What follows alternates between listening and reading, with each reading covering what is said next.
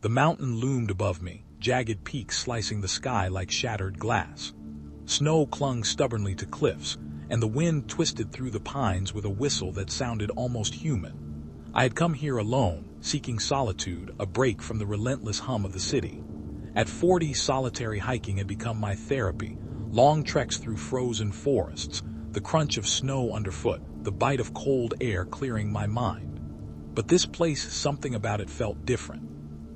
I had been walking for hours, following a faint trail marked only by broken branches and footprints half buried in the snow.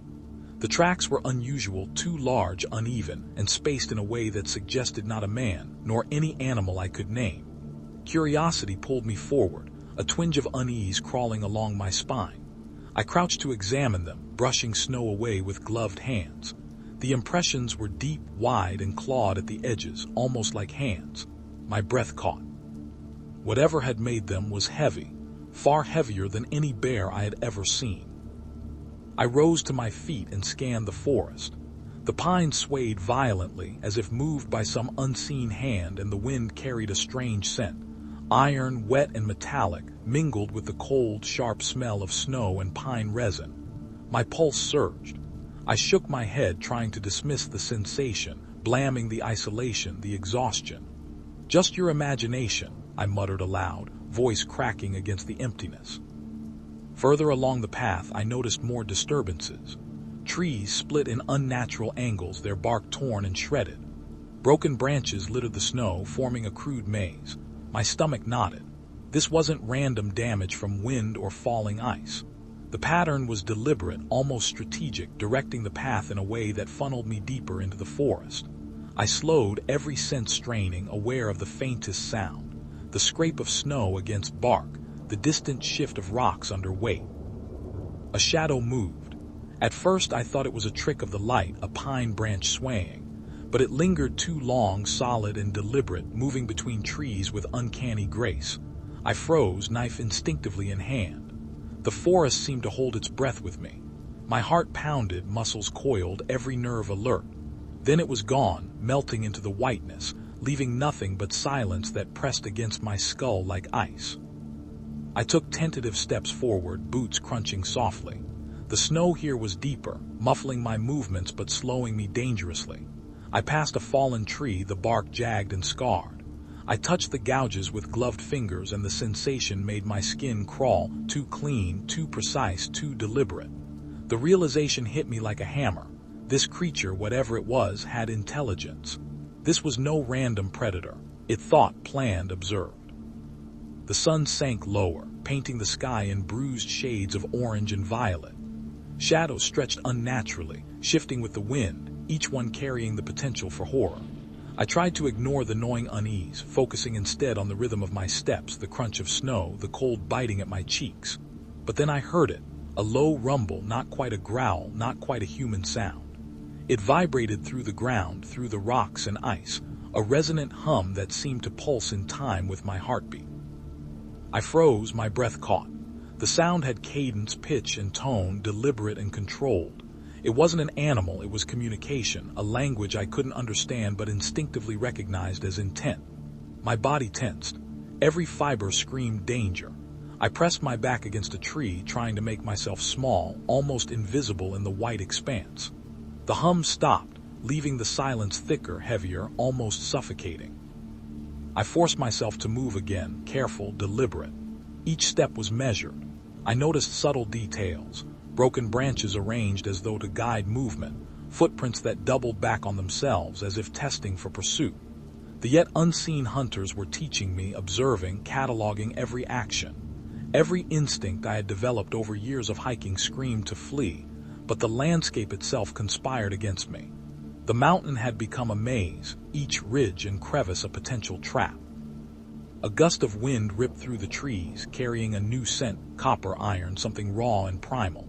My stomach lurched, blood, fresh, somewhere nearby. I followed the faintest tracks, moving cautiously, eyes scanning constantly. Ahead, the snow was disturbed, footprints mingled with deep gouges in the earth, the aftermath of violence.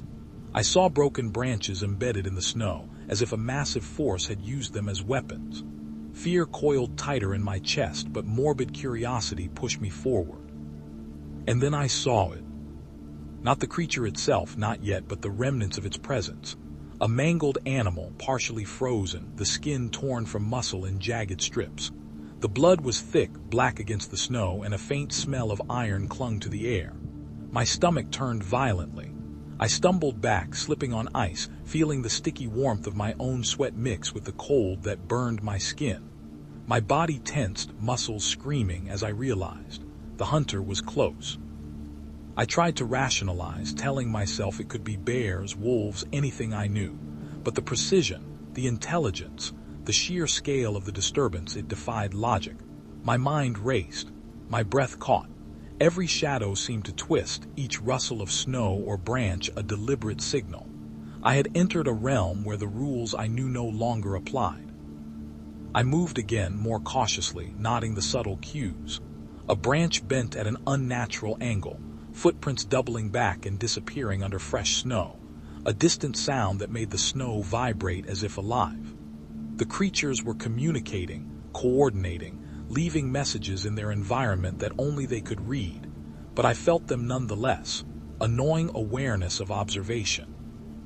Dusk fell fully, the forest darkening to shades of steel and silver. Every sound was amplified, the scraping of ice, the whisper of wind, the subtle shifts of snow under weight. Then from somewhere deep in the valley, a scream, human, animal, I couldn't tell. It carried over the mountains, distorted, horrifying. My stomach dropped. The sound seemed almost calculated, meant to unnerve, to test my reaction. A surge of adrenaline propelled me forward. I stumbled through snow, limbs trembling, knife raised, senses on fire. I reached a small clearing, the trees spaced just wide enough to provide a view. And there, footprints. Enormous, clawed, fresh, leading away from me into the darkness. I traced them with my eyes, heart thundering, every nerve alive. The realization hit me. They were hunting. The intelligence I had sensed was real. This was not chance, not accident. The Yetis, if that's what they were calculating, deliberate and patient. And now I was prey. The wind shifted. I caught a faint scent, unmistakable. Iron, copper, the tang of blood, and something else. Something wild and alien. My pulse spiked. A shadow moved at the edge of the clearing, barely perceptible, blending with the pines. I froze, knife trembling in my grasp, breath shallow, aware that any sudden movement could be fatal. The shadow paused, then vanished, leaving nothing but silence. I forced myself to move again, following the footprints, moving deeper into the forest. My body screamed with exertion, every step exhausting, every breath sharp and painful. The Yetis had left markers, subtle signs, guiding me, or perhaps corralling me. I felt a growing terror, not just of being attacked, but of being studied, manipulated, driven by an intelligence beyond my understanding. Night fell fully, and the forest became a cathedral of shadows. The snow reflected the pale moonlight, turning everything into ghostly shapes. I pressed on, heart hammering, not just from fear, but from the exertion and the cold biting into my flesh. Every ridge, every fallen tree, every patch of snow could hide them. I realized with a sinking clarity that the mountain had become alive, a sentient landscape shaped by hunters I could neither predict nor understand. I found a small overhang to rest beneath, crouched low against the rock.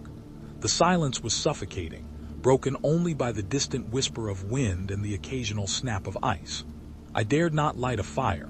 Any warmth would carry my scent. My body shivered uncontrollably, teeth chattering, muscles aching. Pain flared in my legs and shoulders from minor slips, snow turning sweat and blood to ice on my skin. The Yeti's presence was invisible, but palpable. Every instinct screamed that they were watching, communicating, waiting.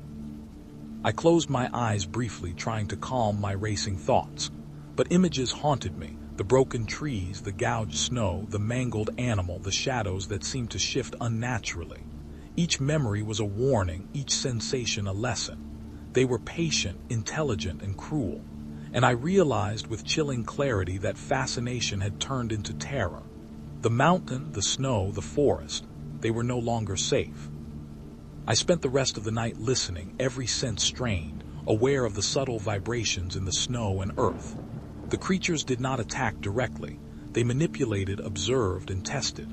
By dawn, exhaustion and fear had merged into a single, gnawing weight. I had survived for now, but the mountain had already claimed a part of me, and I knew deep in my bones that the hunt had only begun. The forest had grown darker, denser, as if the mountain itself had decided to close in on me. Snow draped every branch, and the wind twisted through the pines in unpredictable spirals, carrying with it a faint, metallic scent. I trudged forward, each step slow, deliberate, boots crunching in the snow, muscles trembling from the cold and fatigue. My body ached with minor scrapes and bruises, and the memory of the mangled animal from the clearing yesterday lingered in my mind like a stain I could not wash away. I paused to catch my breath, glancing behind me. The trail I had followed seemed endless, winding into shadows that blurred perception. Every ridge, every tree, every irregular mound of snow could conceal a predator, and I had learned that whatever was out here was patient, calculating, intelligent. The footprints I had traced yesterday had led me deeper into the forest, and now I understood that the creatures weren't merely hunting, they were studying me. A low hum resonated through the trees. It was subtle at first, almost imperceptible, a vibration that ran through my chest and made the snow at my feet quiver. The tone rose and fell, deliberate, measured. It wasn't just noise, it was communication. My gut nodded. The realization was terrifying. Whatever was following me had language, strategy, and awareness of my movements. I tightened my grip on my knife, stepping lightly, trying to make as little noise as possible. The wind shifted, carrying a whisper-like sound, distant yet unmistakable. It was not a growl nor a roar, but something in between, a vocalization that seemed to resonate from within the mountain itself. I froze, breath catching, every nerve coiled. The forest seemed to hold its breath, waiting. My eyes darted to shadows between the trees, searching for any hint of movement. There, a flicker of white disappearing behind a trunk. My body tensed, muscles screaming with adrenaline, as if anticipating a strike that might come from any angle. I stumbled over a fallen branch, snow crunching loudly underfoot. Panic surged.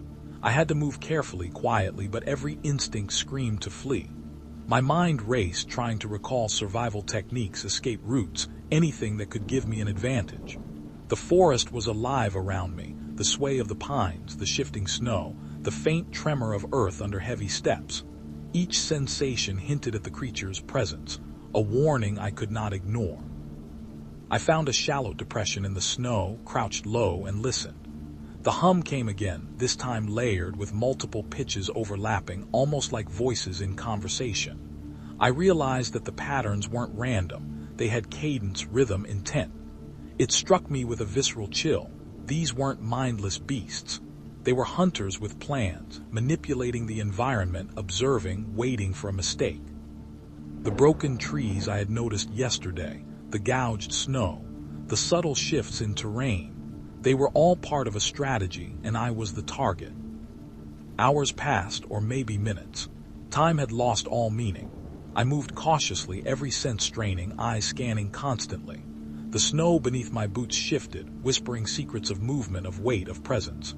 I noticed subtle patterns in the broken branches, the way some pointed toward clearings, some formed crude funnels, guiding my path as if orchestrated by an unseen hand.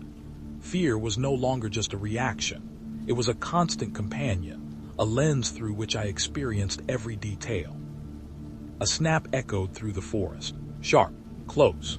My pulse surged, muscles coiled. I froze, knife raised, ears straining. The sound had come from behind a dense thicket of pines, yet the snow showed no sign of heavy footprints. Something was moving with a precision and stealth beyond any animal I had ever encountered. My breath caught in my chest. I stumbled backward slightly, snow crunching beneath me, and the forest seemed to shift in response, a subtle tremor running through the ground. The shadows themselves seemed to stretch, reaching for me. I blinked, convinced I had seen movement where none existed, but the instinctual terror was real. My body tensed, every nerve alert, a visceral awareness of danger radiating from the forest around me. I forced myself to keep moving, stepping lightly, following a ridge that might offer higher ground. The snow grew deeper, more treacherous, every step a potential trap. The creatures weren't chasing yet. They were guiding, testing, observing. I reached a small clearing. Moonlight reflected off the snow, turning the landscape into a surreal, silver expanse. At the edge, a tree had been split in half, its trunk shattered in a jagged explosion of wood. The pattern was deliberate, designed to funnel movement toward a narrow gap that led down a slope.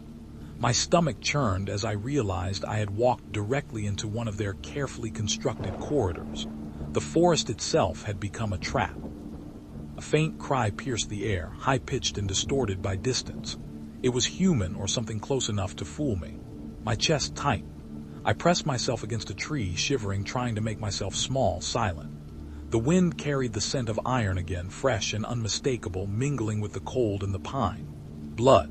They had been feeding nearby, and now the traces were inescapable. I swallowed hard, forcing myself to move again, each step calculated, aware that any misstep could be fatal. The hum returned, layered, complex, echoing across the valley. This time I noticed variations, rising and falling patterns, repeated sequences. Communication, coordination, warning signals. I felt watched, observed in a way that penetrated beyond the physical. My mind spun with possibilities, imagining intelligence beyond my comprehension, a pack that could anticipate my reactions. Every sense was heightened, every shadow a potential threat. I stumbled upon another set of tracks, large, clawed, fresh. The prints veered off into dense forest, almost disappearing beneath the snow. The faintest crunch of snow, distant but deliberate, indicated movement. I spun around, knife raised, heart hammering, muscles coiled, but saw nothing.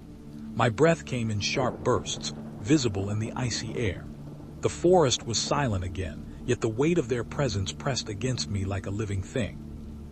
I moved cautiously, following the subtle signs. Broken branches, displaced rocks, slight depressions in the snow. The creatures were patient, intelligent, and deliberate. Their presence was both invisible and undeniable, a constant, suffocating awareness that I could not escape. Every instinct screamed to flee, but there was nowhere to run. The mountain was a labyrinth, and I was its prey. The sun dipped lower and shadows deepened, transforming the trees into towering, skeletal sentinels. Every gust of wind carried new scents, pine, blood, something raw and alien. I shivered, wrapping my arms around myself. The cold searing through my wet clothes. My muscles ached from hours of climbing, slipping, and crawling through snow. The forest had become a hall of mirrors, each reflection, shadow, and movement twisting reality into grotesque visions. I struggled to distinguish between what was real and what was conjured by fear. Then a movement, subtle, deliberate. At the edge of my vision, a white shape slithered behind a tree, then vanished. I froze, knife trembling in hand. My pulse surged, adrenaline flooding every vein. The forest seemed to pulse in response, the snow whispering beneath invisible weight. They were close but patient, testing me, observing me, guiding me toward unknown ends. I stumbled over a fallen log, nearly losing my balance. My hand scraped the snow and bark, sharp pain shooting through my palms. I pressed my body against a tree, shivering uncontrollably, and dared to breathe. The forest around me remained eerily silent, but I could feel their eyes, their intelligence, their patient calculation. The hum returned, subtle, rising and falling, almost conversational. It was not an attack, yet, but the message was clear. I was being watched, studied, and measured. Hours passed, or what felt like hours. The wind had died down, leaving an unnatural stillness that pressed against my ears. The silence was deafening, more terrifying than any chase or roar. Every nerve in my body was on edge, every shadow a potential threat. My legs were raw and exhausted, my arms stiff from holding the knife, and yet I forced myself to move, following the faint tracks, guided by the subtle manipulations of the terrain. A faint glimmer caught my eye, a broken tree arranged almost like a signpost, pointing toward a narrow gap between ridges. The snow here was compacted, indicating recent passage. I hesitated, knowing instinctively that it was deliberate, a lure. My muscles coiled, ready for sudden movement as I stepped carefully toward the gap. The forest seemed to pulse around me, alive with unseen watchers, every branch, every mound of snow, a potential signal. And then a whisper of movement directly behind me. I spun, knife raised, heart surging, but there was nothing. Just snow. Just silence. Just the suffocating awareness of being hunted by a mind more cunning than my own. I pressed forward again, stepping lightly, feeling the subtle vibrations of the snow beneath my boots. The creatures were patient, relentless, and their strategy was unfolding. I realized with a chill that the forest itself had become a weapon against me. Night fully embraced the forest. Moonlight turned everything silver and black, shadows stretching unnaturally. Every step I took was a negotiation with danger, every breath a gamble. I reached a small overhang, crouched low, knife ready. Exhaustion weighed heavily, but the awareness of predators around me denied sleep. The hum returned once more, layered, rhythmic, deliberate. It was a conversation, a strategy, and I was the subject. I closed my eyes briefly, pressing my palms to the cold snow, feeling its sharpness bite through my gloves. Memories of the mangled animal, the broken branches, the careful trails, the evidence of intelligence haunted me. They weren't just hunting, they were teaching, testing, orchestrating. And I was trapped within their labyrinth, a solitary human among predators that could anticipate, manipulate, and outthink me. When I dared to open my eyes, the forest was silent again. But the weight of awareness remained, an oppressive, inescapable presence. I realized that the hunt had just begun, and my survival depended on more than speed or strength. It required understanding, intuition, and a constant, exhausting vigilance. The cold was relentless, seeping through the fabric of my clothes, biting at my exposed skin, turning sweat into ice as it ran down my arms. My legs trembled with exhaustion, muscles screaming with every step, yet I forced myself onward. The forest seemed to shift around me, alive and observant, as if the mountain itself had absorbed the intelligence of the creatures that roamed its slopes. Every fallen branch, every jagged rock, every indentation in the snow carried a message, a test, or a warning. The tracks I followed had grown more frequent, deeper, and terrifyingly fresh. They twisted unpredictably, sometimes doubling back, sometimes veering toward dense trees as if to lure me into corners where escape would be impossible. I crouched to examine one set, massive, clawed and gouged into the ice beneath a split tree. The edges were sharp, precise, almost surgical. Whoever or whatever had made them had deliberate intent. My fingers hovered above the snow, hesitant to touch, yet I could not resist. The imprint was heavy, far heavier than any human, and the spacing suggested an entity both massive and extraordinarily agile. A gust of wind cut through the trees, carrying the faint coppery scent of blood. My stomach twisted, bile rising. I followed the smell, heart pounding, every nerve screaming in warning. Ahead I saw what remained of another animal, a deer gutted and partially frozen, its limbs twisted unnaturally, claw marks scored deep into its flesh. The snow around it was scarred and dark with blood, glinting in the moonlight. I swallowed hard, feeling a surge of nausea. I forced my gaze away, pressing forward, knowing that stopping here would be dangerous. Every step carried weight, both physical and psychological. The forest pressed in, shadows stretching unnaturally between the trees, every gust of wind carrying faint, almost imperceptible movements. The hum had returned, layered, rhythmic, deliberate, a cadence that suggested thought, strategy, and communication. The creatures were speaking, guiding, testing, and I was beginning to understand that the forest itself had become a weapon, designed to manipulate me into mistakes. I climbed a steep incline, snow giving way beneath my boots, forcing me to hold onto jagged rocks for balance. At the top I paused, gasping for air, scanning the frozen valley below. My breath came in harsh bursts, visible in the frigid night. And then I saw it, the destruction. Trees split, branches torn, snow gouged into deep furrows. It wasn't random, the pattern was precise. Paths had been cleared, obstacles arranged to channel movement, to herd prey toward a waiting predator. A surge of terror pulsed through me. I realized with a sinking certainty that the creatures were not only intelligent but adaptive, observing my every movement and adjusting the terrain accordingly. The silence that followed was almost unbearable, thick with anticipation. My pulse thundered in my ears, every sense straining to detect the slightest disturbance. And then, a rustle, snow shifting somewhere beyond the ridge, subtle but deliberate. My body froze, every muscle coiled, knife raised. I held my breath, forcing myself to move as silently as possible, aware that any noise could betray my position. The snow beneath my boots was treacherous, thin and icy in places, yet I pressed on, each step measured, deliberate. I reached a narrow pass between two jagged cliffs. The path was flanked by trees split in half, their trunks leaning precariously, forming crude barriers. I realized with horror that the arrangement was not accidental. The environment had been manipulated. The creatures had anticipated my route, guiding me into a corridor where movement would be restricted, escape would be limited. My stomach churned with fear, but instinct overrode hesitation. I moved cautiously, knife held ready, eyes scanning every shadow, every flicker of movement. Then I heard the first scream. It was faint, distant, yet unmistakably human, or something human enough to fool me. My pulse surged, adrenaline flooding every vein as terror spiraled through my body. The sound was distorted by the wind, bouncing off cliffs and trees, but it carried intent. Panic threatened to overtake me. I stumbled, catching myself on a frost-covered rock, and forced my breathing to slow to maintain control. Every instinct screamed that I was not alone, that the creatures were near, observing, calculating. The tracks led me into a clearing where the snow was churned and scarred. Enormous footprints twisted toward a dense stand of pines, interspersed with claw marks gouged into the ice and soil. I traced them with my eyes, noting the careful spacing and deliberate angles.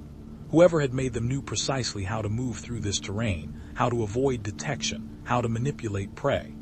Fear coiled tighter in my chest. This was not a hunt of opportunity, it was a game, and I was the target. Movement flickered at the edge of my vision, a pale blur slipping between the trees. I froze, heart hammering, muscles coiled, every nerve alive. The forest itself seemed to respond, snow shifting subtly, branches swaying in unnatural patterns, almost as if the environment was aware of my tension and feeding off it. My mind raced, trying to reconcile the reality of what I saw with the instinctive terror I felt. The creature was intelligent, patient, and terrifyingly precise.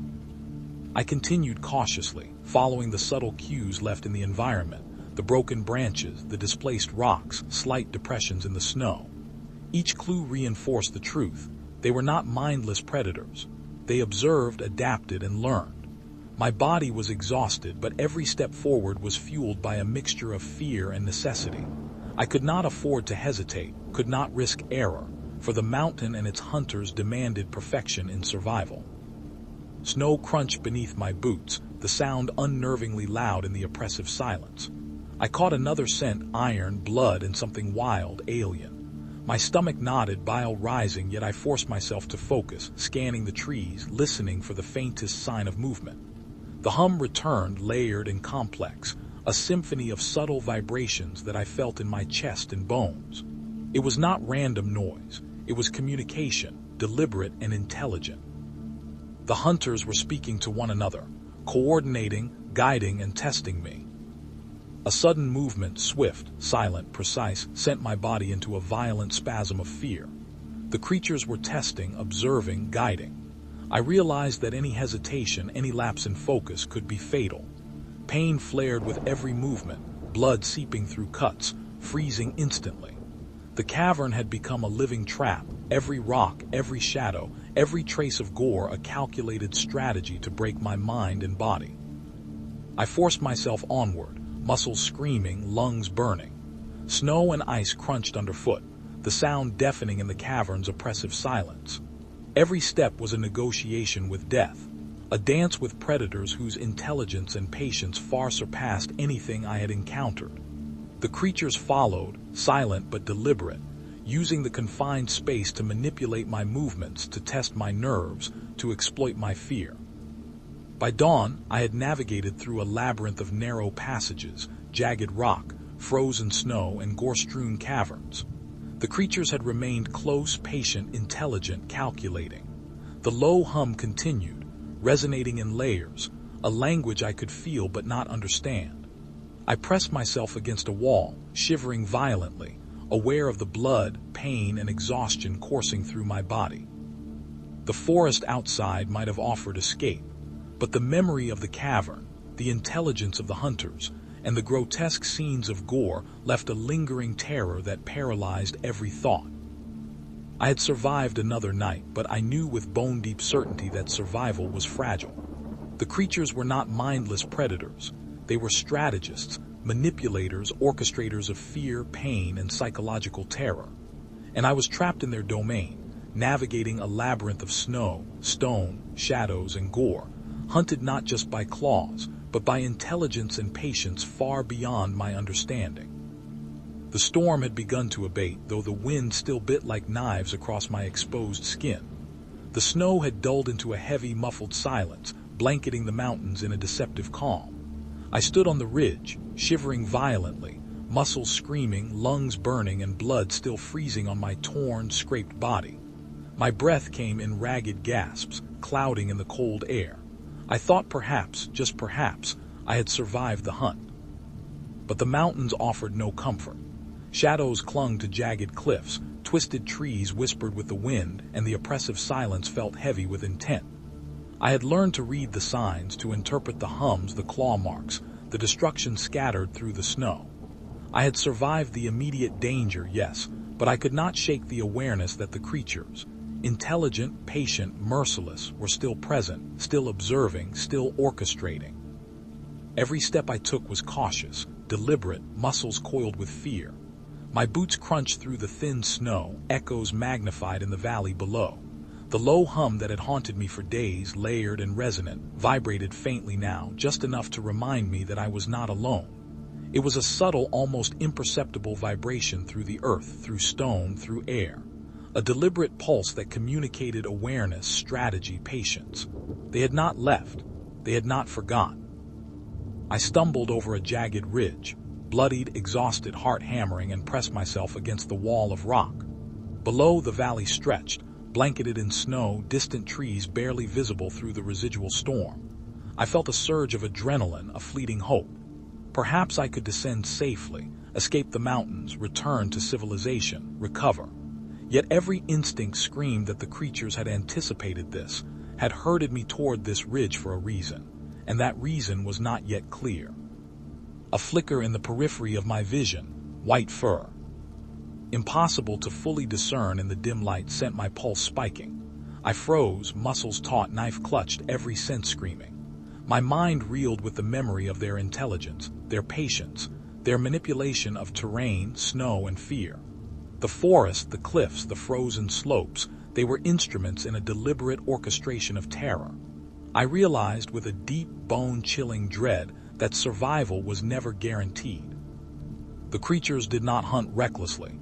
They strategized, communicated, and exploited every weakness, every instinct, every mistake. I moved cautiously, each step a negotiation with death. My bloodied hands brushed against ice, snow clinging to fabric, freezing instantly. Pain flared with every movement, sharp, searing, a visceral reminder of vulnerability. The low hum pulsed again, resonating through stone and snow, through chest and bones. I felt its cadence, the deliberate rhythm of intelligence behind the sound. They were close, observing, analyzing, orchestrating. I could not escape their awareness, their strategy, their manipulation. The valley below beckoned, a faint path through twisted trees and jagged rocks. I descended cautiously, muscles trembling, heart hammering violently. The snow, thick and treacherous, slowed every step, but instinct forced me forward. I glanced over my shoulder, half expecting to see the hulks following, intelligent eyes gleaming, calculating. Yet the snow was empty, at least visibly.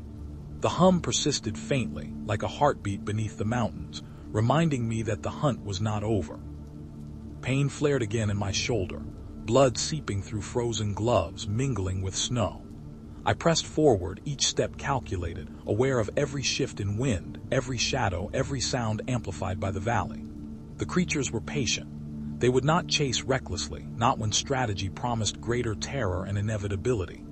The intelligence behind their pursuit was haunting, a choreography of fear, manipulation, and anticipation that extended beyond immediate violence. I paused near a grove of twisted trees, collapsing briefly against a snow-laden trunk. My body shook violently, teeth chattering, muscles coiled in exhaustion. The snowstorm had cleared partially, revealing jagged cliffs and distant slopes. The silence was suffocating, heavy with intent. My mind raced, memories of previous nights, previous encounters, previous horror blending with exhaustion. The gore-strewn caverns, the claw-marked slopes, the frozen corpses, all layered in my memory like a grotesque map of survival and terror. A sudden sharp movement in the corner of my vision froze me instantly. A massive white form slipped through the trees, deliberate, patient, observing. The low hum layered over itself, resonating with cadence, intelligence, coordination. My stomach lurched. I took a final step toward the village lights, unsure whether safety awaited or whether the intelligence that had orchestrated my torment would follow. The mountains loomed behind, shadows twisting, whispers of snow and wind echoing like memory. The hunt had ended, or perhaps it had only evolved. I could survive, yes, but the creatures, the mountains, the intelligence, the orchestration of fear, they remained, patient, calculating, watching, waiting. I exhaled, collapsing finally into the snow, blood freezing, muscles trembling, lungs heaving. The silence was deafening, heavy with intent, with intelligence, with anticipation. The hunt had not ended. Survival was fragile, and I understood with bone-deep certainty that the mountains, the snow, the creatures, and their endless, orchestrated patience would haunt me forever.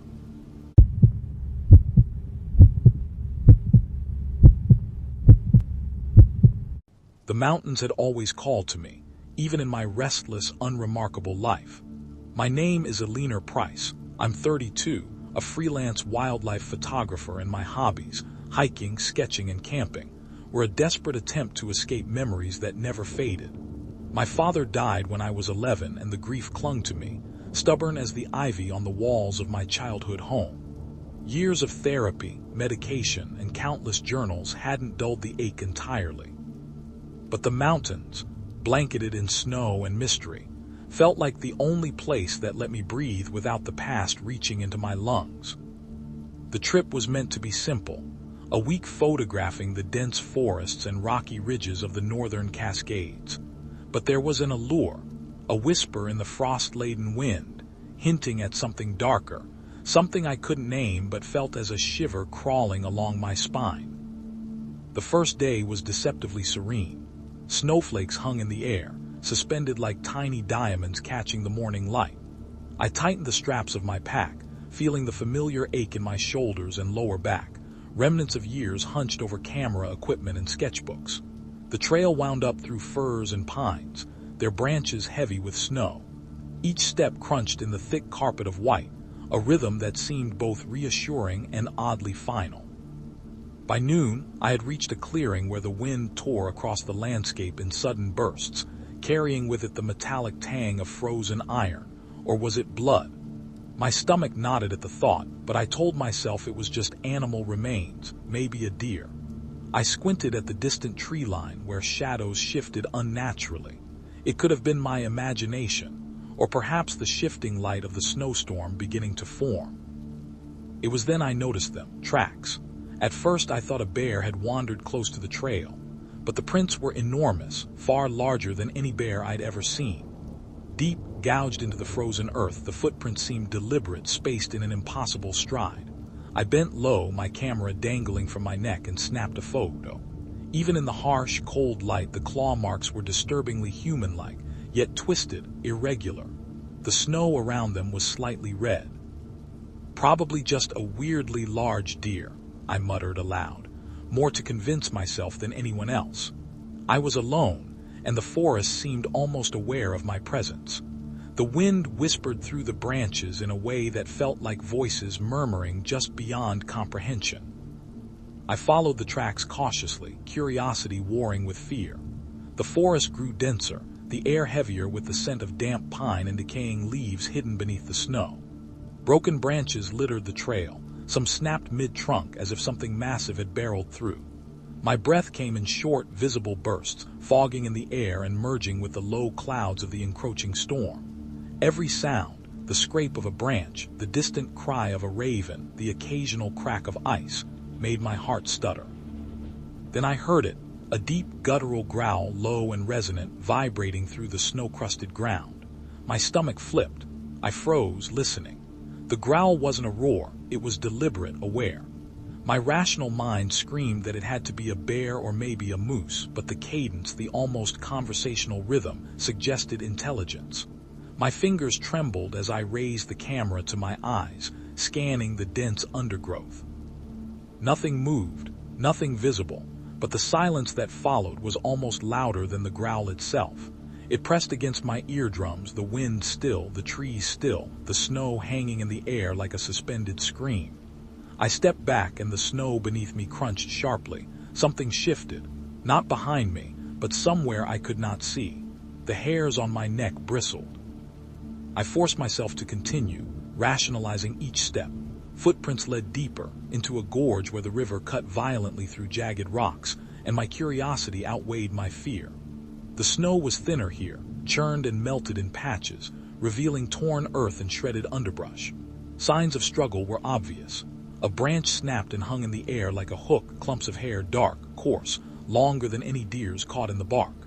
I gagged on the sudden, acrid smell, like iron mixed with rotting meat.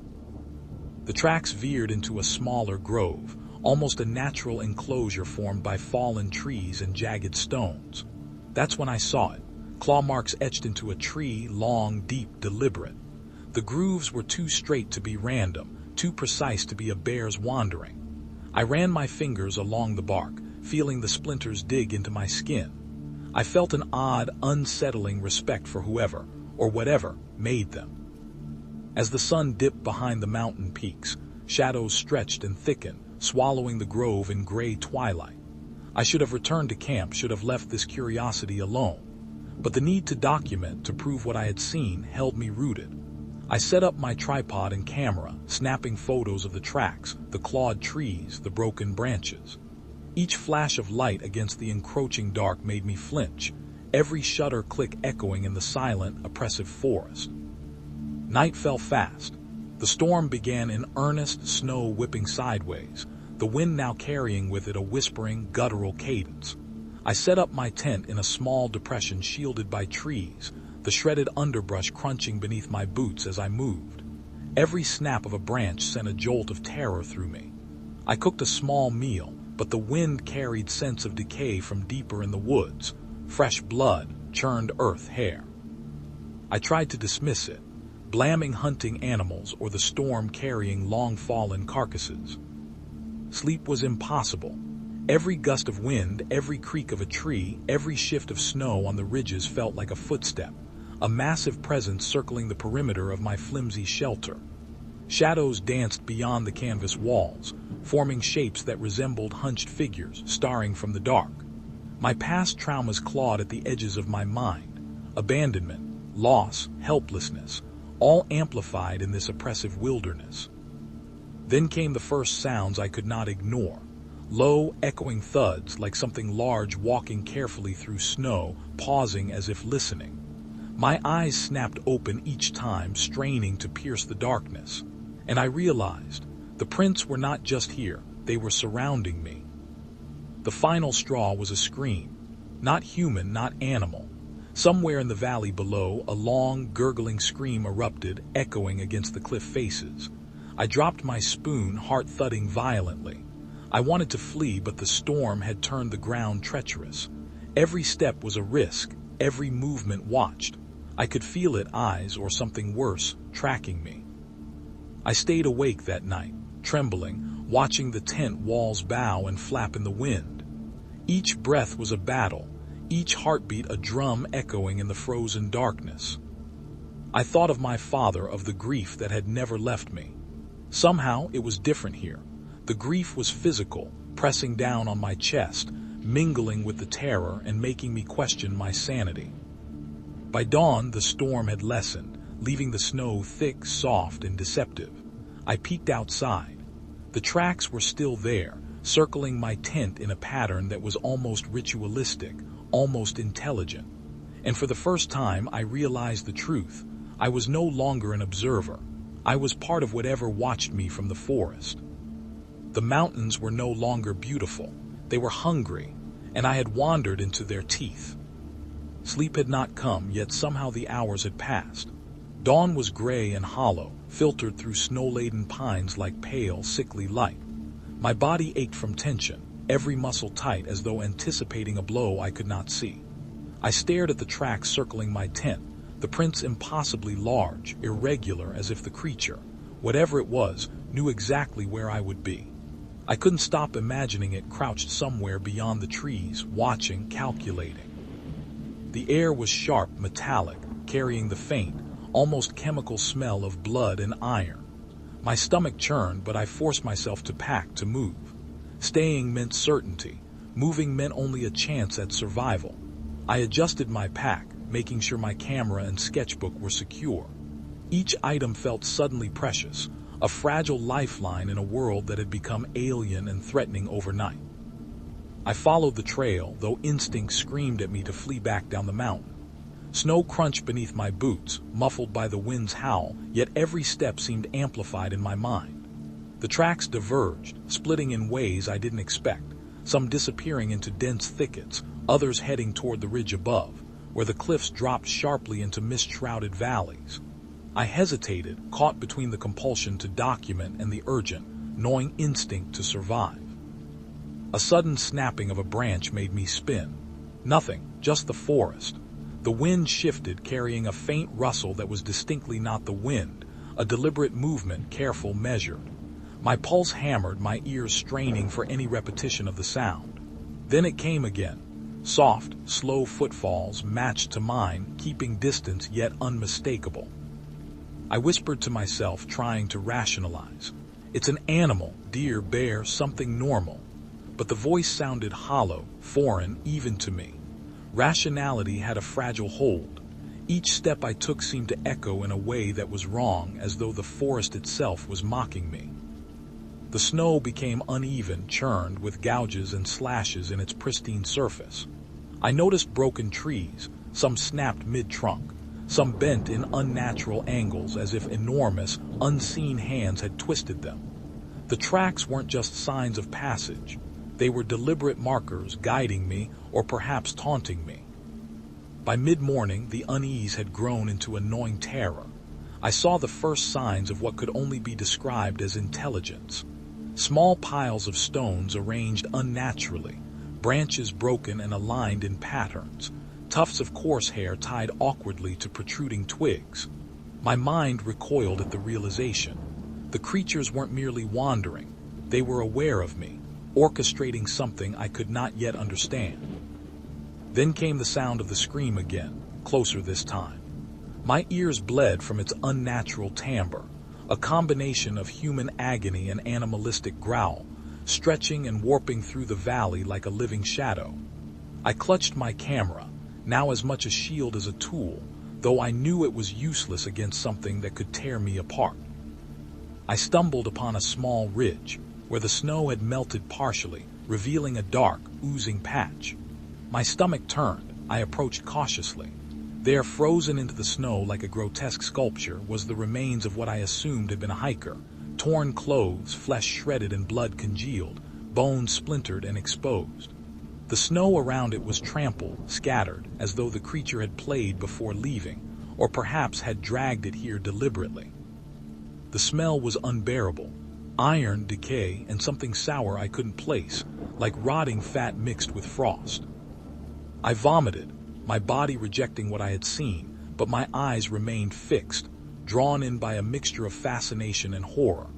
I tried to memorize the details, to take photographs, yet my hands shook so violently that I feared dropping the camera into the snow. I noticed the prints around the body, not just huge footprints, but smaller ones, delicate in comparison, almost human, like the creature had manipulated its environment with dexterity I had never imagined. The forest seemed alive. Every gust of wind carried whispers, though they were not in any language I knew, low vibrations that felt lodged in my chest. Branches bent slightly as if something massive moved through them without breaking. Shadows shifted in ways that defied logic, and always, just beyond the periphery of my vision, I caught glimpses of movement, towering, white shapes, hunched or crouching, vanishing when I tried to stare directly.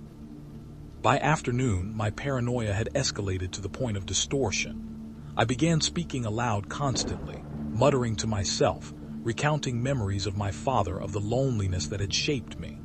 Each word seemed to scatter the creatures momentarily, though I wasn't certain if it was true or just the wind carrying sound. I imagined their eyes tracking me, calculating my next move, predicting my thoughts. The forest felt like a living trap, and I was its prey. I set up camp near a frozen stream, the only water source I could find. As I worked to boil snow for drinking water, I caught movement from the corner of my eye, a massive shadow gliding silently among the trees.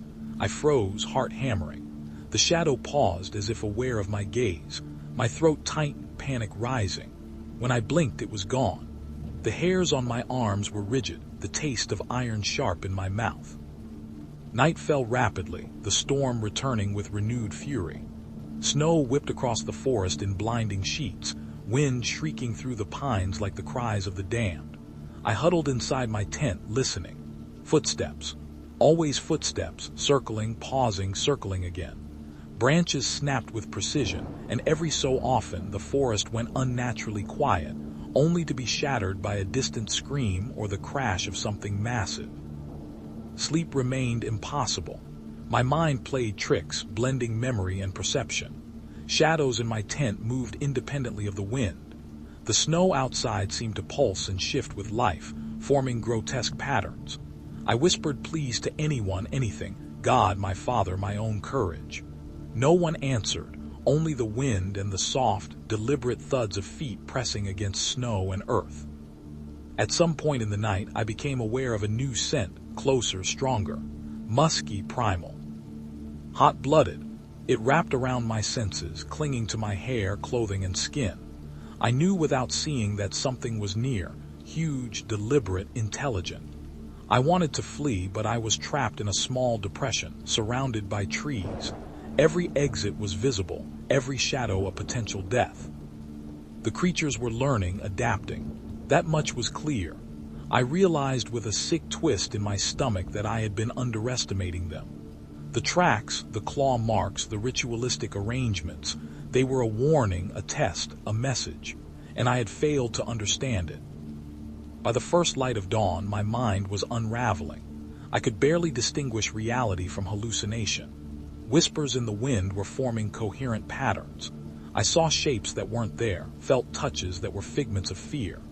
My body trembled uncontrollably. I tried to convince myself I was merely exhausted, but the evidence around me, the mutilated remains, the shattered trees, the ever-present tracks, refused to let me believe that. I had entered these mountains seeking solitude, adventure, beauty. What I had found was a predatory intelligence, ancient, calculating, and utterly alien. And I was already caught in its game. A pawn whose moves were anticipated, whose thoughts were hunted before they formed. I didn't know how much longer I could survive. The forest was no longer a wilderness. It was a cage, and whatever moved in it, whatever left the tracks, was waiting. The forest was silent when I awoke, but the silence was heavy, oppressive, like the weight of the storm itself pressing down on the treetops. My tent had survived the night barely. Flaps were ripped, snow clung in clumps to its outer walls, and the interior smelled faintly of smoke from my meager stove and the iron tang of fear that seemed to have soaked into the canvas. I moved slowly, muscles stiff, every step deliberate. The tracks from yesterday were still fresh in my mind, a grotesque map that led me deeper into uncertainty and terror. I forced myself to leave the depression where I had camped. My feet sank into soft snow, and I noticed immediately that the tracks around me had changed. They weren't just footprints, they were impressions of claws raking, gouges from something far heavier than a human being, dragging or swiping through the terrain with intent. My pulse surged, adrenaline sparking through my veins. Every tree seemed to twist at the edges of my vision, branches bending unnaturally, shadows slithering across the snow like living things. The first real sign of violence came within an hour. A small clearing revealed what must have been a campsite, abandoned, destroyed. Tents ripped apart, splintered poles strewn across the snow, a fire pit extinguished but surrounded by footprints too large, too human, and yet impossibly monstrous. Clothes torn and shredded were scattered like grotesque confetti. My stomach churned. Someone human had been here recently. Or had they? The remnants were unfamiliar, mixed with tufts of coarse hair and jagged claws gouged into the frozen ground. I pressed on, each step heavier than the last. My mind was spinning. They were watching, always watching. I could feel it now more acutely, the sense of presence behind the trees, above me in the canopy, even beneath the snow that seemed to shiver under some invisible weight. I passed a fallen pine, its trunk split cleanly in half. The pattern wasn't random. Someone or something had deliberately left it that way, a statement of power, a warning. Then I heard a scream, high-pitched, human, muffled by snow and distance. My body convulsed, my stomach twisting. I ran toward it blindly, slipping in the snow, each step fraught with terror. The scream led me to a jagged slope where the wind had swept the snow thin. There, sprawled across the ice, was the first victim I saw fully. The figure was mangled, limbs twisted at impossible angles, blood frozen in thick, glistening rivulets along the slope. One arm had been torn off entirely, the flesh shredded to the bone. The face was contorted in a final, agonized expression, eyes wide, mouth open in a silent scream. The snow around them was trampled, paw-like impressions circling the body in a deliberate pattern, as though whatever had done this had studied its prey, toyed with it before leaving. I staggered back, bile rising. My camera shook in my hands as I tried to document the scene. My fingers were numb, trembling, and the air around me seemed to hum with an unseen presence. I wanted to run, but my curiosity, my morbid need to understand, anchored me in place.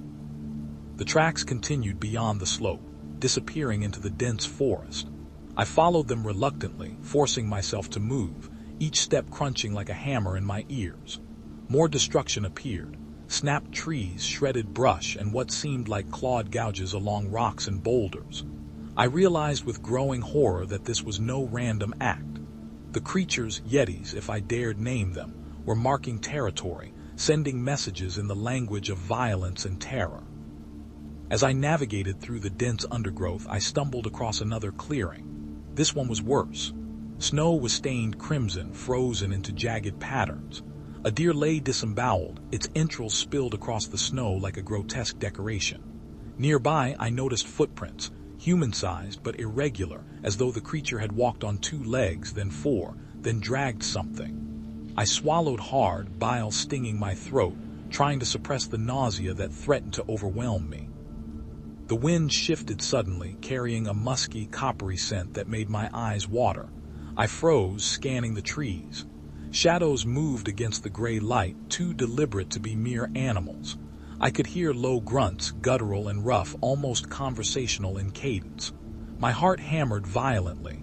They were close. I could feel them. I pressed myself against a tree, trying to steady my breath. The sound of snow shifting behind me made my stomach knot.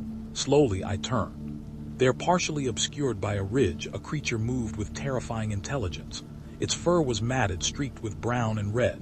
It stood upright at first, then shifted to a low crouch, scanning, sniffing, its movements precise and calculating. The eyes, small, dark, intelligent, met mine for a fleeting second. A shiver ran down my spine. This wasn't a mindless beast. It understood. It was watching me, studying me, evaluating. I stumbled backward, panic surging. Branches snapped underfoot, echoing through the silent forest like gunshots. The creature did not flee. Instead, it leaned into the wind, sniffing the air. Its massive hands flexed, claws scraping the bark. The intelligence in its gaze was undeniable. It knew I had seen it, and it was considering its next move. I ran. Snow flew beneath my boots, each step a desperate gamble on ice and hidden roots. The forest seemed to twist and change, hiding paths and creating new obstacles, disorienting me. Each crash of a branch, each snap of ice underfoot made my heart lurch. Behind me, I heard low, heavy footfalls, deliberate and packing, not running but tracking. Every time I glanced back, the trees seemed empty, until a massive, hulking shadow appeared again, vanishing when I tried to focus. By late afternoon, I stumbled upon an abandoned shelter, partially collapsed, its walls stained with dark, congealed streaks. Inside, signs of previous human habitation were mixed with horror. Clothes shredded, bones chewed, splintered furniture used as impromptu weapons. The air was thick with the coppery tang of blood, ammonia from urine, and the unmistakable decay of flesh. I gagged, retching into the snow. The creatures had been here, had made this place a shrine to their hunting, or perhaps a warning to intruders. I barricaded the door with a broken table and a few branches, my hands shaking uncontrollably. My mind raced through every scenario I had imagined, each more horrifying than the last. I tried to recall stories, myths, anything that could explain the presence of intelligent, violent predators like this. Every explanation faltered in the face of the evidence. These were not simple animals. They thought, they planned, they killed with precision. Night fell darker than before. Snow continued to fall, muting sound but amplifying isolation. I could hear the creatures moving outside, low thuds and occasional guttural murmurs echoing through the walls of the shelter. Shadows pressed against the thin walls of wood and canvas. Every rustle of snow, every crack of ice set my nerves alight. My imagination blurred with reality. Was something scraping the shelter itself, or merely the wind? I could not tell. At some point I fell into a fitful sleep, dreams twisted and bloody. I saw faces in the trees, grotesque reflections of my own fear. Limbs were torn apart, shadows leered with intent, and the whispers of the forest called my name. I woke drenched in sweat, heart hammering, only to hear a scream from outside, long and gurgling, closer than before. My stomach dropped. Someone or something was dying and I was helpless. I realized then the true scale of the threat. These were not random attacks. They were hunts, and I had stumbled into the middle of one. The forest was alive with violence, its rhythms guided by predators whose intelligence surpassed my understanding. Each footprint, each claw mark, each blood-stained tree was a message. You are being watched, you are prey, and we are patient. I did not sleep again that night. I sat, huddled against the wall, listening to the storm and the creatures outside, tracking me, studying me, calculating the moment to strike. My thoughts spiraled past traumas and current terror intertwining. The mountains had no mercy. The forest had no mercy. And I was beginning to understand the terrible truth. My fascination, my curiosity, my need to document had drawn me into a nightmare that had no bounds. By the first gray light of morning, the blood in the snow seemed almost to glow, illuminating the forest with a quiet, malevolent beauty. The tracks led further upward, deeper into the mountains, toward an unknown fate. I had no choice but to follow, or remain trapped in a cage where death, in some form, was certain. The hunt had begun in earnest. The mountains no longer felt like a sanctuary. Dawn had come, pale and gray, filtering through trees that seemed taller, darker, more oppressive than I remembered. The forest was silent, almost too silent, as if holding its breath, waiting for something, or someone, to make a mistake. My legs were stiff, my hands raw from gripping my camera, sketchbook, and makeshift walking stick for hours on end. Sleep had abandoned me entirely, leaving only a jittering, raw awareness that the forest watched, calculated, and waited. I trudged along a trail barely visible beneath the snow, following the grotesque footprints that led upward into denser woods. The air was bitter, the kind of cold that seeps into bones and thought alike. My breath froze in my throat with every gasp. Snow crunched beneath me, muffled in some places by drifts, amplified in others by hidden ice sheets that threatened to betray my steps. Every snapping twig, every falling icicle, every distant groan of shifting snow sounded like pursuit, echoing through the dense pine and fir like a chorus of predators. I had begun talking aloud constantly, whispering my fears, reciting memories, fragments of my past trauma. My father's death, my isolation, the years I had spent fleeing grief through mountains and forests, everything merged with the current terror. The whispers of the forest seemed to respond. At first I thought it was wind. Then I realized the whispers were too patterned, too deliberate. Branches swayed when no wind blew. shadows lengthened and retracted unnaturally. The creatures were no longer invisible. They had begun to manipulate the environment, bending reality to unsettle me. I stopped near a cluster of trees that had been bent into a low arch. The snow beneath them was churned, stained dark with dried blood. I recoiled, stomach knotting. Someone or something had dragged a body here. I could smell the metallic tang of iron and the acrid rot of exposed flesh. The longer I stared, the more certain I became that the patterns in the snow were messages. Gouges, scratches, claw marks forming arcs and lines, almost readable if one knew the language. A warning, perhaps, or a mockery. I forced myself onward. My mind began to twist reality. Shadows in the trees seemed to slither and shift, forming grotesque humanoid shapes. Snowdrifts appeared to move, curling into figures hunched and towering. Each gust of wind brought faint murmurs, voices I couldn't place. Sometimes they called my name, sometimes they mimicked cries of pain I had heard the day before. I clutched my ears, shaking, trying to ground myself in rationality. But rationality had abandoned me. Hours passed, yet the forest seemed endless. My provisions were dwindling, half a packet of dried food, a flask of nearly frozen water, and a camera with low batteries. I felt the creeping despair of isolation. My mind spiraled, replaying every sound, every shadow, every glimpse of movement. I was being hunted and I had no plan, no escape. My thoughts became fragmented, a stuttering monologue of fear. They are there, always, watching, waiting, not just animals, smart, patient. They understand. By late afternoon, I stumbled into a small grove partially shielded from the wind. Snow had melted unevenly, revealing a pit of frozen mud and broken branches. In the center was something that made my stomach turn violently, a grotesque collection of remains. Animal bones intertwined with human fragments, clumps of hair matted with frost and blood, and deep gouges in the surrounding trees where claws had raked the bark. I gagged, retching into the snow. My stomach felt hollow, my hands trembled uncontrollably.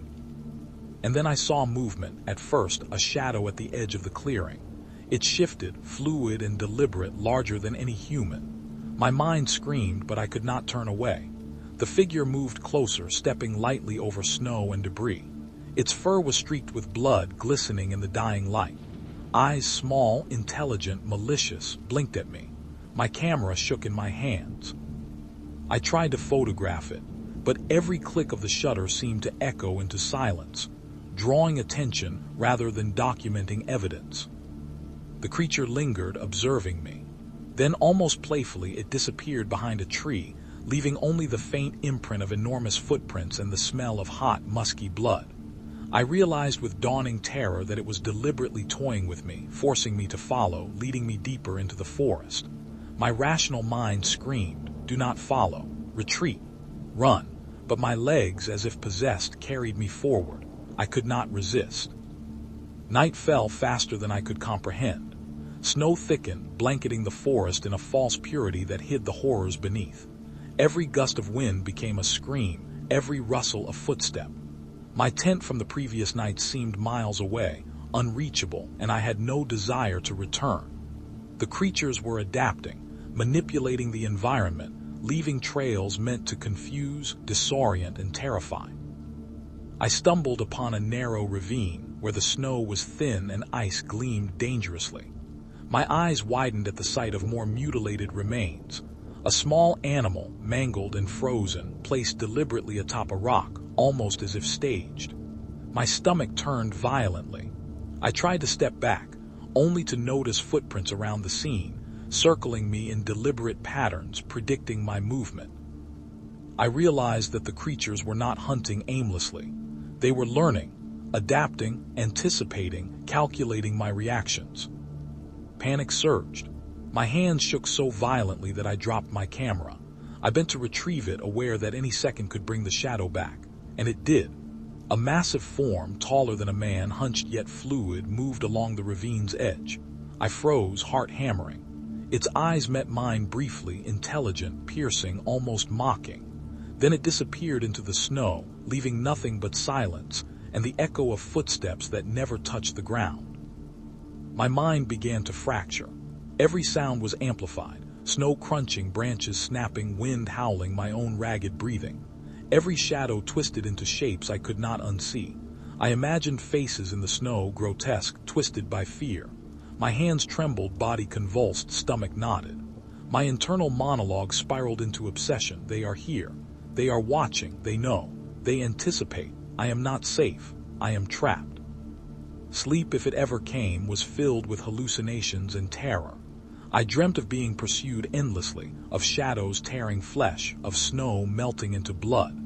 I woke trembling, only to hear faint footfalls outside the trees.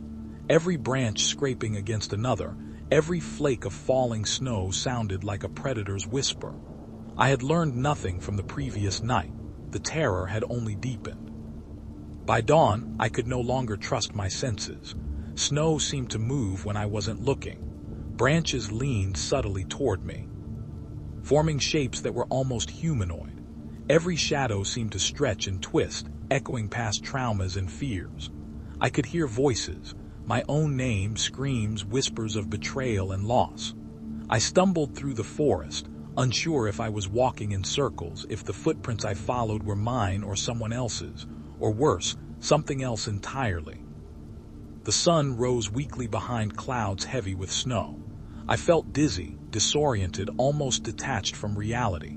My journal and camera, my tools for documenting and grounding myself, felt useless in the face of overwhelming dread. The forest had become a maze, the Yetis, if that was what they were, manipulating, hunting, tormenting me not just physically, but mentally. I realized then the worst truth. I was losing myself. The forest had claimed more than my body, it was claiming my mind. Every sound, every shadow, every movement was a threat. Every memory, every trauma, every regret had been magnified, twisted, turned into fuel for fear. I was becoming part of the nightmare itself.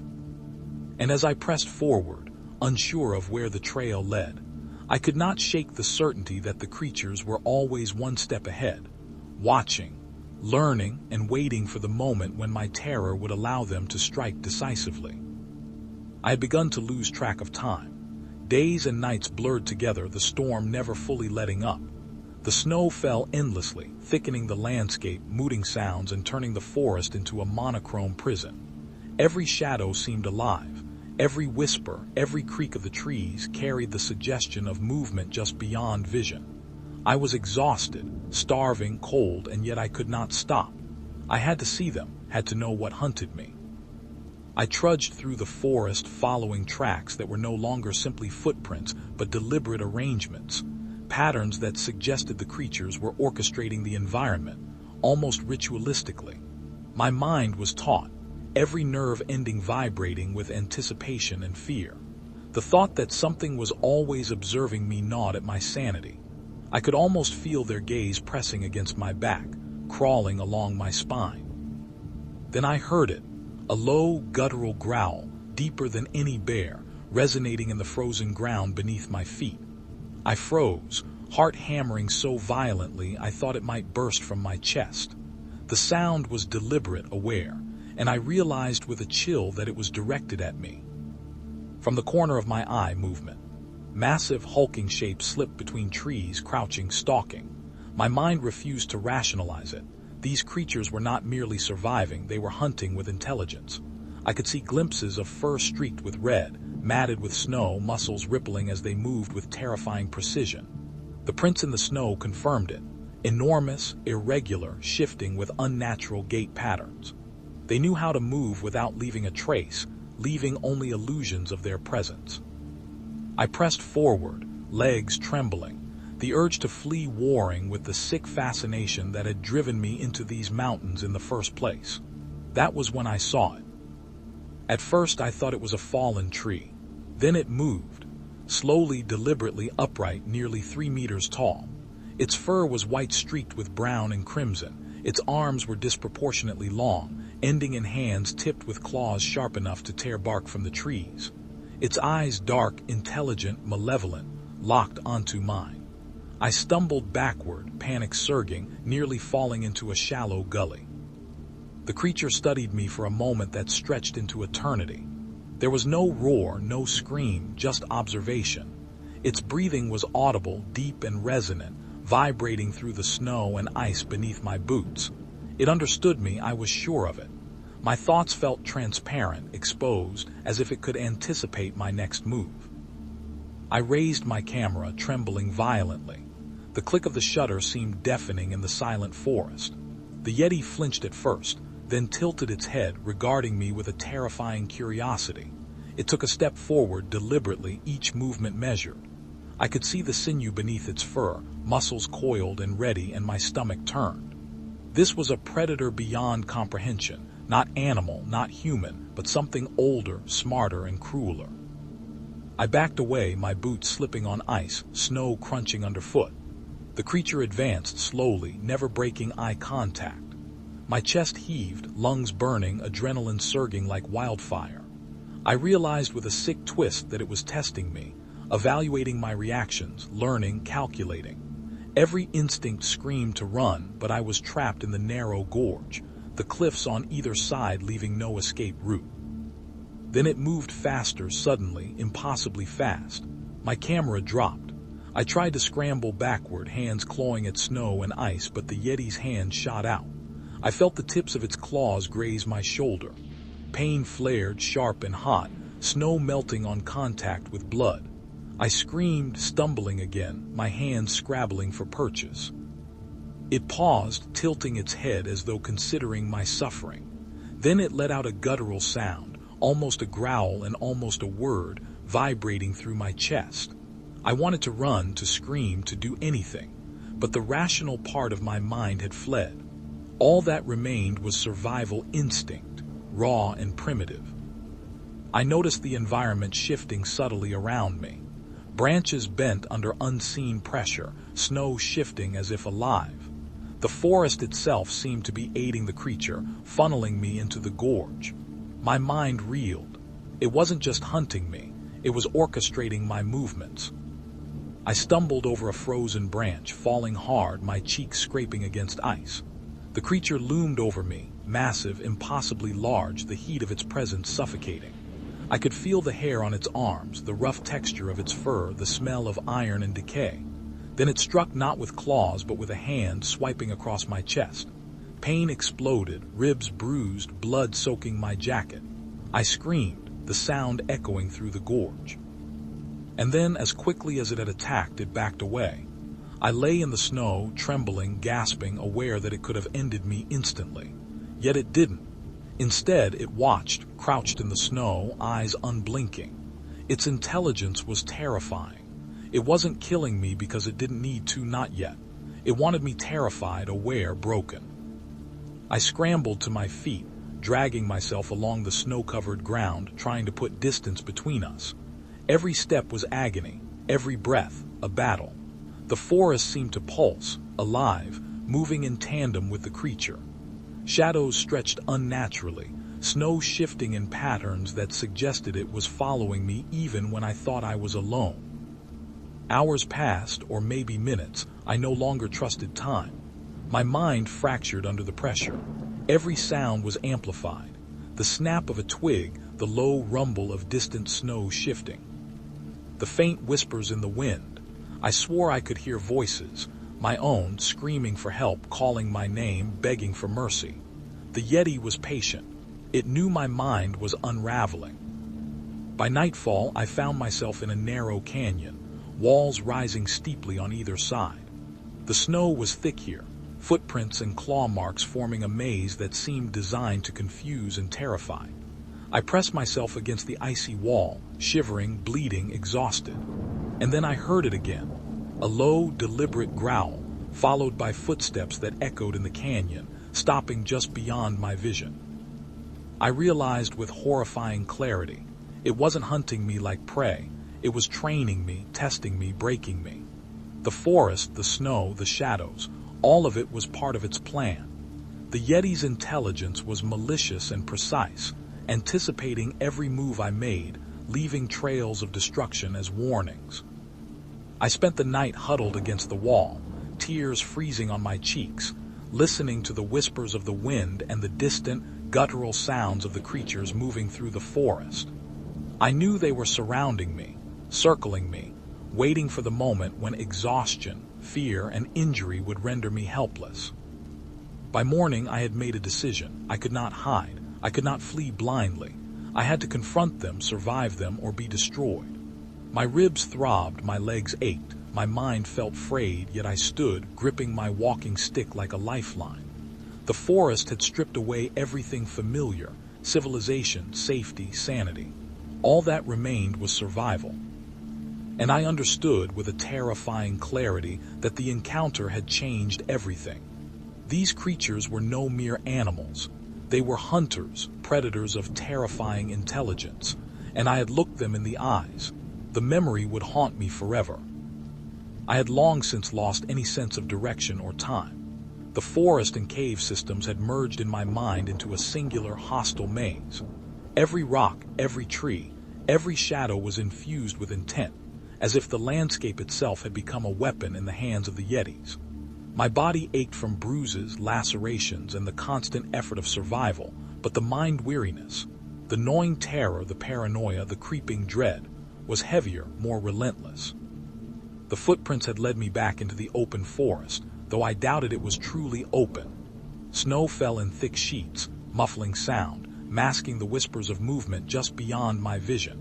Branches bent under invisible pressure, snow-laden limbs falling when no wind moved them. I had come to realize that the Yetis were experts at ambush and manipulation, altering the environment subtly to drive prey toward danger. Every step was a choice, every step a gamble.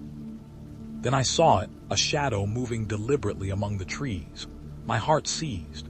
The figure was enormous, hunched, yet deliberate in its movements, gliding over the snow with terrifying precision. But this time there were two, then three, hunting in coordination. I froze, realizing the extent of their intelligence. They weren't solitary predators. They communicated, strategized, anticipated my moves. I tried to stay low, moving behind a cluster of pines. I could hear them before I could see them, low, guttural murmurs, almost conversational. One of the creatures paused, tilting its head, sniffing the wind. Then another, more massive, lunged forward, swiping a tree and splintering it with a single blow. The sound made me jump, snow falling in clumps from branches. My stomach churned. These were not mere animals, they were hunters, calculating, ruthless, sadistic in their understanding of fear. I ran, stumbling through the snow, trying to outpace shadows I could not see, aware that the Yetis were orchestrating my path. Fallen trees, hidden ice sheets, and steep slopes funneled me into a narrow valley. My breath came in ragged gasps, lungs burning, every muscle trembling. Then I heard it, a scream, guttural, inhuman, followed by the sound of tearing flesh. I skidded to a halt, my eyes widening in horror. Ahead, a body lay in the snow, twisted grotesquely. Blood coated the snow in thick rivulets, freezing almost instantly. Limbs were bent at impossible angles, one arm missing entirely, a jagged claw mark running from shoulder to hip. I could see teeth marks in the flesh, deep gouges where someone or something had tested its strength. And in the snow around it, the footprints of the Yetis formed a deliberate pattern, circling the corpse, almost mocking, almost ceremonial. I swallowed bile and pressed forward, though every instinct screamed to flee. The creatures were intelligent, manipulating the terrain, predicting my reactions. Every step I took was anticipated, every move a part of their plan. I realized with sickening clarity, I was no longer just fleeing, I was participating in their game. Branches whipped at my face, snow clung to my hair and clothes, masking me in a white camouflage that was useless against predators with senses far beyond my own. I stumbled into a steep ravine, the walls close, snow and ice covering sharp rocks. And there waiting was one of them, massive, hunched, eyes glowing faintly in the dim light. It lunged with a speed that made my blood run cold. I rolled, barely evading claws that could have ripped through my ribcage. Pain exploded across my side, where I barely managed to roll out of reach. I scrambled up the ravine, desperate, but the Yeti followed, patient and relentless. Its footsteps echoed in the confined space, each step deliberate, calculating. It anticipated my moves, predicting where I would slip, where I would falter, forcing me toward cliffs and jagged rocks. My body screamed in protest, ribs bruised, legs burning, hands shredded from gripping icy edges. The forest and ravine had become extensions of the predator, traps designed to break me physically and mentally. Suddenly, another Yeti appeared from above, a massive figure descending the slope, eyes locked on me. I realized the full scale of their intelligence. They were hunting together, coordinated, strategic, anticipating every instinct, every panic, every choice. My mind fractured under the realization. I was prey, trapped and outnumbered by creatures that were not merely strong. They were cunning, deliberate, cruelly intelligent. The attacks came in waves. One Yeti leapt from a ledge, claws swiping, tearing through my jacket and cutting into flesh. I screamed, stumbling backward onto jagged rocks. Another creature circled, watching, calculating, then swiped a massive paw, sending snow and ice cascading down the slope, threatening to bury me alive. Blood ran down my arms, frozen in rivulets where snow met my wounds. Pain was constant, relentless, yet fear was sharper, more piercing than the physical agony. I fought with everything I had, grabbing a fallen branch and swinging wildly. It was almost laughable, me, frail and broken, against towering predators, but for a fleeting second it bought me distance. The Yetis retreated slightly, but their eyes never left me. I realized with terror that the physical attacks were only part of the hunt. The psychological torment, the anticipation, the exhaustion, the constant fear was their true weapon. Hours passed, or minutes. Time no longer had meaning. I stumbled through the snow, following the faint light of a break in the trees, every muscle screaming. The Yetis were relentless, surrounding me, leaving trails of blood and destruction that were both warnings and lures, manipulating my path with deadly precision. They were not just predators, they were tacticians, strategists, masterful hunters who toyed with prey for sport and learning. I found a narrow cliff ledge, the drop below sheer and unforgiving. My legs quivered, every step precarious. The Yetis approached, patient, circling me like sharks smelling blood. I had no choice but to climb higher, every movement agonizing. Ice and snow threatened to betray me, slipping beneath my hands and feet. Pain was constant, yet I pushed forward, driven by a single, desperate instinct: survival. As night fell, the hunting escalated. The creatures had learned my patterns, anticipated my hesitation. I could hear them moving above, below, and around me. The sound of claws on rock, low grunts, guttural murmurs. One Yeti leapt from a snow-covered ledge, claws slicing through my arm as I tried to dodge. Pain exploded, warm blood mixing with the snow. I screamed, falling to the ledge below, barely catching the edge. I realized then that the hunt was almost over. Not in death, but in exhaustion, in terror, in submission. The Yetis were teaching me, breaking me down to the point where I would be easy prey, predictable, controlled by fear. I had survived attacks, injuries, and the mental strain, but the forest and its hunters had learned everything about me. Every hesitation, every weakness, every instinct. By dawn, I clung to a narrow outcropping, bleeding, exhausted, body shaking violently. The Yetis had retreated slightly, but their presence was palpable, a constant, oppressive awareness. I understood with sick clarity that this confrontation had changed everything. I was no longer merely a human in a forest. I was prey in an arena designed by predators smarter and more deliberate than anything I had ever imagined. The hunt would continue. The intelligence, coordination, and cruelty of the Yetis were absolute, and I had learned that the mountain, the forest, the snow, they were all extensions of the predator, tools in a game I had no chance of winning. My mind was fraying, my body broken, and yet somewhere deep, a fragment of resolve remained. I would survive, if only to bear witness to the malicious intelligence of the creatures that stalked me. I emerged from the forest alone, or at least I thought I did. The snow had stopped falling, leaving the landscape a pristine white canvas, untouched and serene, almost unreal. My body was a tapestry of bruises, cuts, and frozen blood. My clothes were shredded, my skin burned with frostbite in some places and seared with claw wounds in others. Every breath I drew was a reminder that I had survived something beyond comprehension. The mountains stretched before me, silent and majestic, but beneath their beauty lay a knowledge I could never forget. The forest had eyes, ears, and an intelligence that hunted, observed, and manipulated.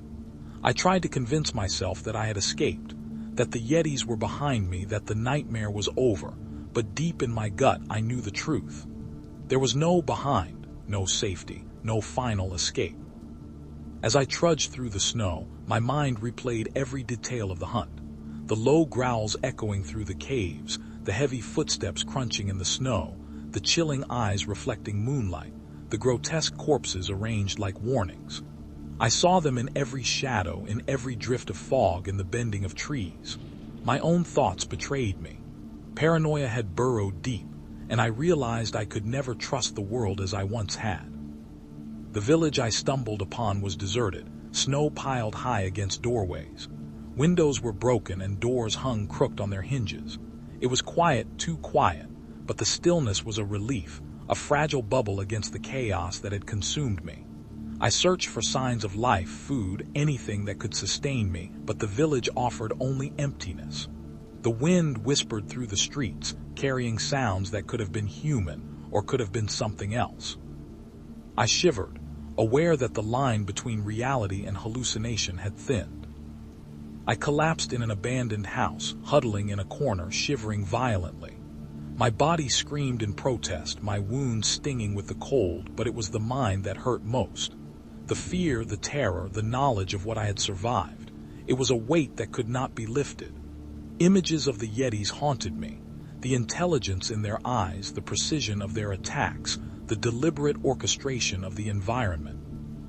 I saw the bodies, the mutilated remains, and felt their presence in every corner of the room, in every creak of the floorboards. Hours passed, or maybe days. Time had lost meaning. I could hear the wind outside, carrying whispers that sounded like growls, like claws scraping ice. I knew, with a certainty that chilled me to the bone, that the creatures were still out there, still watching, waiting. The hunt had not ended, it had merely shifted. I was free in body, but enslaved in mind. I tried to leave the village, to find civilization, to escape the mountains entirely, but every path led me back to the snow-laden forest. It was as if the landscape itself had learned my movements, adapted to my attempts at flight. Tracks in the snow, faint at first, grew thicker, deliberate, guiding me deeper into the mountains. My survival was no longer about distance. It was about perception, awareness, and endurance. I came upon the frozen river again, the same one that had nearly claimed me. Ice sheets creaked under my weight, snow swirling around me in ghostly eddies. And then, just as before, movement in the periphery, shadows gliding across the white expanse. I froze, heart hammering, but I could not flee fast enough. Claws scored the ice nearby, sending a spray of frozen fragments into the air. The Yetis were present, not attacking immediately, merely observing, assessing, teaching fear as before. I realized then that the true horror was not death. It was the unceasing vigilance, the constant anticipation, the mental erosion. The Yetis had not just hunted me, they had broken the concept of safety itself. There was no refuge, no escape from the weight of awareness that they existed, that they could strike at any moment. My mind tried to rationalize it, tried to cling to the idea of civilization, of warmth, of survival, but reason faltered under the shadow of their presence. Snowstorm or clear sky, nightfall or daylight, it did not matter. The creatures had embedded themselves into my perception, the forest intertwined with my psyche. Every footstep, every shadow, every whisper of wind carried a lesson I could never unlearn. Fear is infinite, and they are eternal. I began walking again, stumbling through the snow, each step heavier than the last. My body was breaking, but it was the mind that could not heal. Faces of the dead, torn and mutilated, floated before me in memory, alongside the grotesque intelligence of the hunters. My own shadow stretched unnaturally across the snow, bending, twisting, reminding me that I was never alone. At some point I stopped. The wind cut through my torn jacket, chilling me to the bone. The forest around me was silent, deceptively so. I could see the faint outline of trees, the snow sparkling in what I thought was moonlight. And then I heard it, a low, almost conversational murmur carried on the wind, too deliberate to be natural. My stomach dropped. They were there, watching, waiting, teaching fear, observing my every reaction. I understood then the final, terrifying truth. There would never be a safe place, a final moment of peace, or a world free of their presence. Survival was not escape. It was temporary relief, an illusion maintained by the limits of distance and perception. The hunt was infinite and the intelligence behind it unbroken. I had survived, yes, but I had also been reshaped, my mind a permanent testament to terror. I walked forward, leaving bloodied footprints in the snow, each step an echo of fear. The mountains stretched endlessly ahead, shadows deepening, the forest alive with unseen eyes. Somewhere in the periphery of reality and imagination, I knew they were close, watching. And in that awareness, I realized that the horror was not over. It would never be over. I was alive, yet irrevocably changed. The mountains, the snow, the forests, they had claimed a part of my mind forever. Every whisper of wind, every shifting shadow, every subtle creak of a tree became an unending reminder. The Yetis had not merely hunted me. They had taught me the true nature of fear, and it was infinite, unyielding, and eternal. I moved forward into the white abyss, uncertain if I was fleeing or merely walking deeper into the trap. Snow fell around me like ashes from a burned world. The shadows of the Yetis flickered at the edge of vision. I could hear them always, somewhere nearby. And for the first time I felt it, that terrible, inescapable understanding that there was no ending, only survival, and survival was a prison. And as I disappeared into the blizzard, footsteps of my own mingling with the unseen, I knew one immutable truth. The hunt would never end, and I would never be free.